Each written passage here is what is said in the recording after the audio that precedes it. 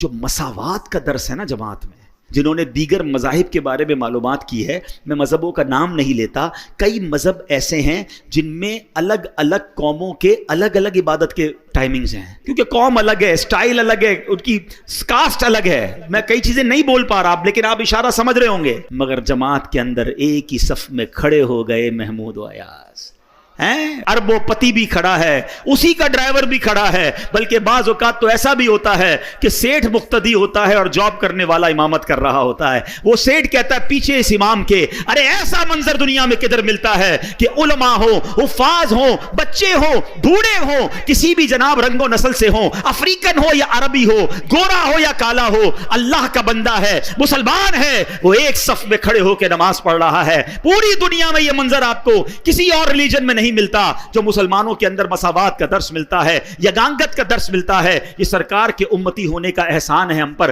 جب یہ منظر میرے رب کی رحمت ملاحظہ کرتی ہوگی، کیسی رحمتیں برستی ہوں گی۔ اور نماز قضا ہونے کا تو تصور بھی نہیں ہونا چاہیے، یعنی یہ تو ہماری ڈکشنری میں نہیں ہونا چاہیے کہ نماز بھی قضا ہو سکتی ہے، یہ پاسبل ہی نہیں ہے۔ آپ اگر چاہیں گے نا نماز پڑھنا، راستے خود نکلیں گے۔ آپ ٹرین میں بھی پڑھ لو گے، آپ جہاز میں بھی پڑھ لو گے، آپ بس اگر چاہتے ہیں۔ کھانا بھی تو کھا ہی لیتے ہیں نا، لوگ کہتے ہیں یار 4 نمازیں تو پڑھ لیتے ہیں، فجر نہیں ہو پاتی، کیوں بھائی؟ کہتے ہیں آنکھ نہیں کھلتی۔ بڑا عجیب بات ہے، تمہاری فجر میں آنکھ نہیں کھلتی، کبھی ایسا ہوا کہ صبح 7 بجے کی فلائٹ اس لیے مس ہو گئی ہو کہ آنکھ نہ کھلی ہو؟ 7 بجے کی فلائٹ تھی تو رات تو سویا ہی نہیں تھا میں حضرت، خوشی کے مارے 4 بجے ایئرپورٹ پہنچ گیا تھا۔